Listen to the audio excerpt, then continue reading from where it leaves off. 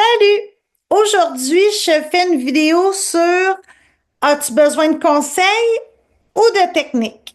Alors, j'ai décidé de faire une série de courtes vidéos qui vont répondre à la question est-ce que j'ai besoin de conseils sur tel aspect, telle problématique ou est-ce que j'ai en fait besoin de techniques? Et pourquoi est-ce que j'ai décidé de faire ce type de vidéo-là? Bien, c'est que, comme toi, bien, je consulte les sites de chiens. Je me rends compte des fois qu'il y a des gens qui vont poser des questions. Ils sont à la recherche de conseils et des gens bienveillants veulent partager bien les façons de faire qu'eux ont employées pour pallier à certaines problématiques pour leur chien.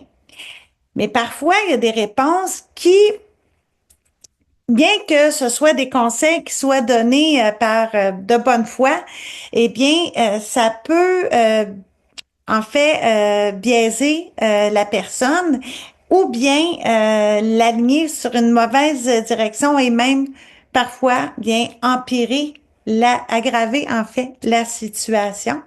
Eh bien, on va commencer aujourd'hui avec une problématique qu'on rencontre tous avec nos chiens, les aboiements et les conflits que ça peut engendrer avec certains de nos voisins ou membres de l'entourage. Donc, il y a une personne qui a reçu, selon ce qu'elle mentionne dans sa publication, des menaces de plainte pour jappement. Hein, les aboiements, bien, ça dérange, puis parfois, bien, on est pris effectivement avec des voisins qui sont excédés, puis nous menace de se plaindre. Alors, elle explique que sa réalité, c'est que son chien, elle dit que son chien et le chien de ses voisins, bien, ne s'aiment pas.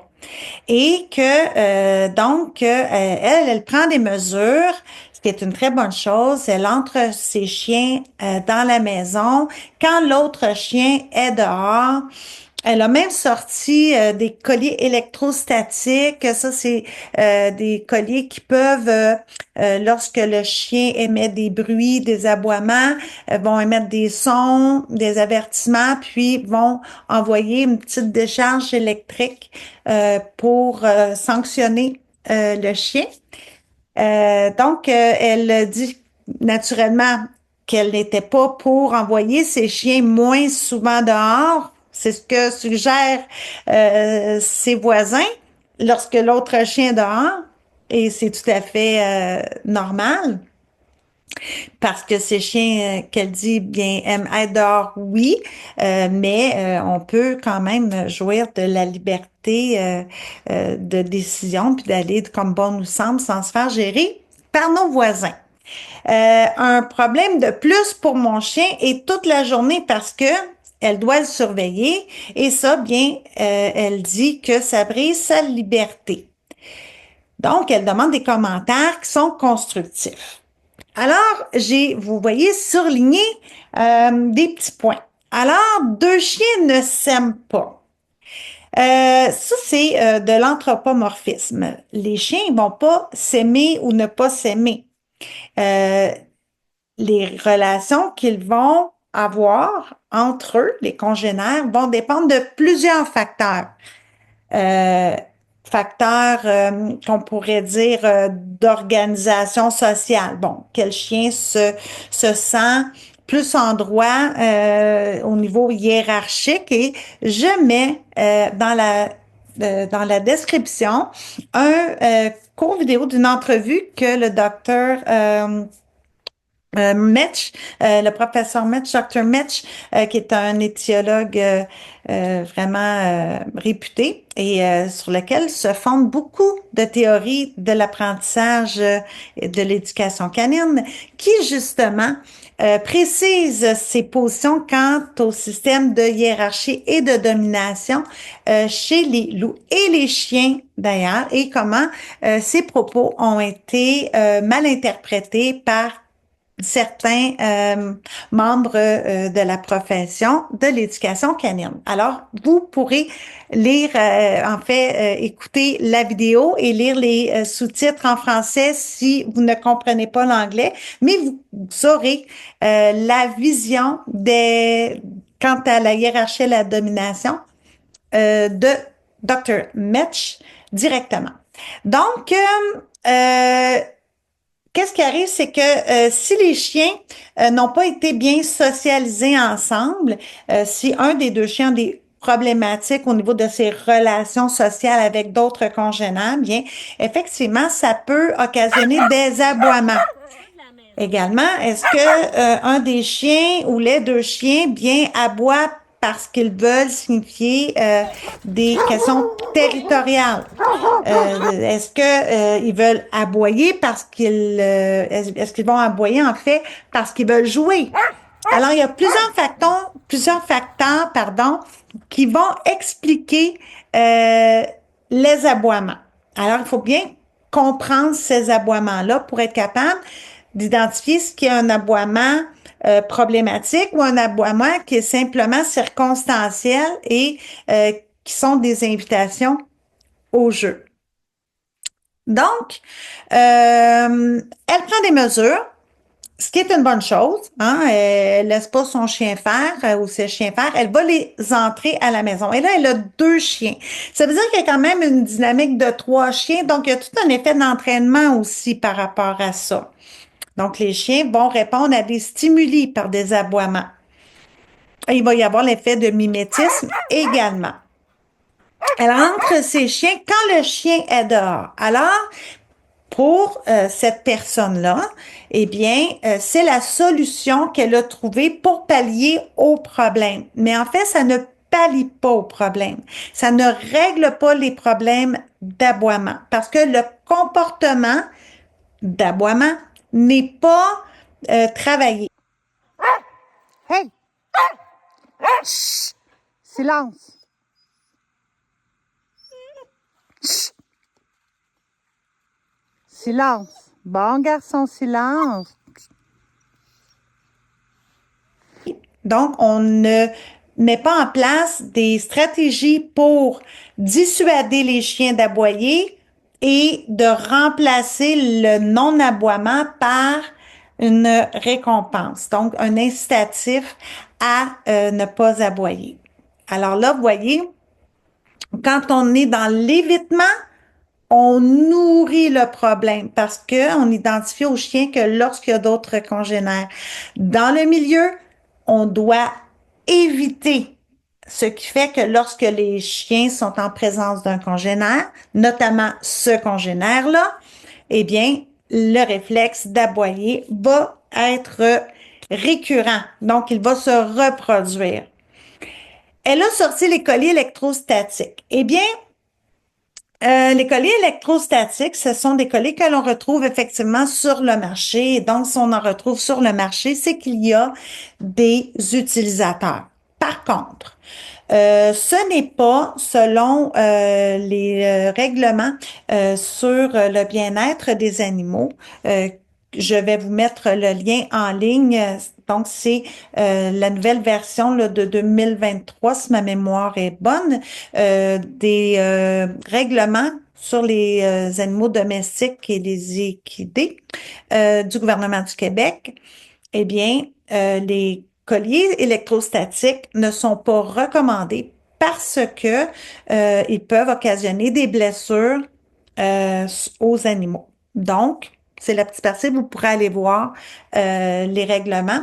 C'est pour tout le territoire du Québec. Je n'enverrai pas mes chiens moins souvent dehors, effectivement, comme elle me le suggère. Ça veut dire que la personne, je comprends que les personnes voisines ont également des problèmes, peut-être probablement à eux aussi gérer leurs chiens et contrôler les aboiements. Un problème de plus pour mon chien et toute la journée, parce que je dois le surveiller, bien, ça, hein, des chiens, c'est comme les enfants, on doit toujours les surveiller. Billy, mon fidèle, bien, si je le surveille pas dehors puis qu'il voit un stimuli, il va aboyer. Si je joue avec lui, il peut se mettre à aboyer quand il veut pas, parce qu'il veut jouer, répondre à un commandement que je lui demande. Apporte sur le balcon. Allez, apporte sur le balcon. Dans son excitation, il va aboyer. Ou s'il entend un chien au loin, il va aboyer. Donc, oui, on doit constamment surveiller nos chiens comme si c'était des petits-enfants de 18 mois qui étaient toujours à risque de faire des découvertes ou de trébucher sur quelque chose. Ça brise ma liberté, honnêtement. Effectivement, d'être toujours en train de répondre, puis d'anticiper, puis de devoir surveiller, c'est vrai que c'est un fardeau parce on a toujours cette préoccupation-là. Mais même, comme je disais, même pour moi, Billy, qui est un chien que je considère très bien éduqué, ben il y a quand même ces moments où il est indiscipliné. Puis il va pas être sur la coche, comme on dit. Et bien, il pourrait fuguer, il pourrait voir un animal puis aller le voir. Moi, parfois, Billy est tranquille parce que il est sur notre terrain, bien, il est pas attaché. Puis parce qu'il va faire ses petits repérages partout ici, on a de la forêt. Mais parfois, quand il voit des intrus qui s'amènent au loin, bien, en fidèle protecteur de berger australien qu'il est, il m'avertit qu'il y a quelqu'un qui s'en vient en aboyant et il va aller au-devant de la personne qui s'en vient. Donc, je dois toujours avoir un œil dessus, même si je sais qu'il n'a pas tendance à fuguer ou s'éloigner. Donc ça, notre liberté va toujours être entachée, si on pourrait dire, brimée, parce que on a un perpétuel bébé à surveiller. Alors ça, c'est ma vision hein, de ce que je décèle quand je lis bien le partage que cette personne-là a fait. Maintenant, elle est à la recherche de conseils. Eh bien, ce ne sont pas des conseils qui vont aider cette personne-là. Pourquoi? Parce qu'on parle de chiens, d'après moi, qui sont matures. Donc, c'est pas des chiots avec lesquels on veut maîtriser là, des comportements naissants. On peut déceler que ce sont des chiens qui ont déjà cette problématique-là d'intégrer. Donc, c'est un comportement acquis que, à la vue du chien des voisins, bien, la réponse par aboiement, elle est systématique et incontrôlable. Donc, une personne bien intentionnée lui demande, êtes-vous clôturé? Eh bien, même s'il y avait une clôture de 12 pieds de haut, bien hermétiquement fermée pour pas que les chiens se voient, avant de voir, les chiens ont entendu et senti les animaux. Donc, même s'il y avait un rideau noir entre les deux, les chiens sauraient que l'autre chien est là et vice-versa. Donc, ce n'est pas en obstruant, en masquant la vue qu'on va empêcher le chien d'aboyer. Je peux avoir Billy bien sagement couché sur son tapis et il va se lever avec un aboiement. Il va aller se mettre le nez dans la porte et si je vais voir, je vais quelques secondes après voir quelqu'un apparaître. Généralement, il va faire ça quand il y a un chien avec le maître et ça même si les fenêtres sont fermées. Donc, les chiens entendent de très loin, même dans la maison, les intrus qui peuvent s'approcher de leur territoire. Une autre personne bien intentionnée a partagé sa propre expérience et là, dans sa première question, elle demande, est-ce que l'autre chien jappe aussi? Bien, certainement qu'il y a un effet d'entraînement, mais ça justifie pas parce qu'on doit apprendre à nos chiens à ne pas aboyer en présence d'un stimuli. Ou du moins, il peut nous avertir par un aboiement de la présence, mais lorsqu'on lui donne un signal, eh bien, notre chien doit écouter et garder le silence et cesser d'aboyer. La personne raconte son histoire d'une façon quand même humoristique pour ce commentaire-là. Et elle explique que une bonne conversation, ça aide, mais ça dépend toujours du niveau d'irritabilité, puis du type de relation qu'on entretient avec nos voisins, puis des personnalités, etc. Il y a plein de facteurs qui vont venir influencer nos relations avec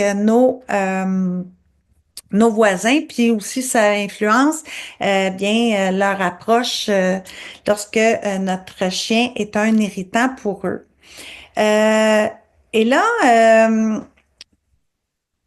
est-ce que, après s'être renseigné à la SPCA, les menaces de plainte sont justement des menaces et la SPCA, bien, sont pas des fous, ils savent que des personnes abusent.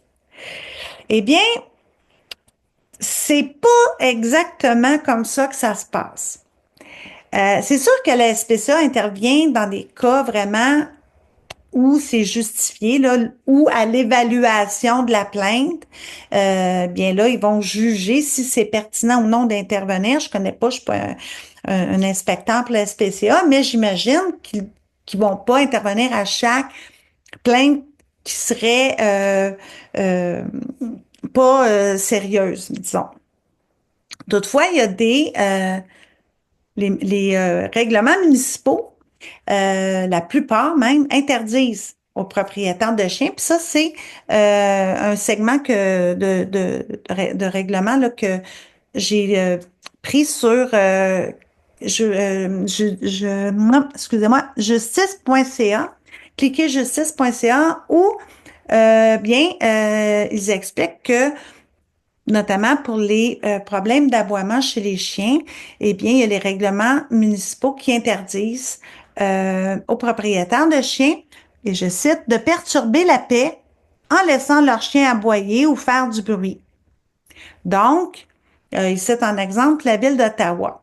C'est certain que chaque municipalité a ses propres règlements puisque c'est de l'ordre de la réglementation municipale, les aboiements de chiens, mais plusieurs municipalités vont interdire la nuisance parce que tous avons droit à la quiétude et à pleine jouissance de notre environnement. Donc là, c'est deux petits exemples de commentaires, de conseils qui sont donnés. Il y en avait plusieurs autres, mais la raison pour laquelle je présente ça, c'est que les aboiements, il y a plusieurs facteurs qui vont les justifier. Euh, c'est souvent associé à un manque d'éducation. Peut-être qu'il y a eu de la maternelle chiots qui a été faite, des cours pour les chiens dans l'obéissance, mais par la suite, bien, on peut avoir tendance à délaisser certains travails d'éducation et là, bien, il y a des renforcements involontaires qui se font, qui vont faire en sorte qu'on va, malgré nous, encourager les aboiements ou on sera pas assez rapide pour travailler l'habituation à cesser d'aboyer, ce qui fait que notre chien, bien, va développer un trouble du comportement rattaché à l'aboiement.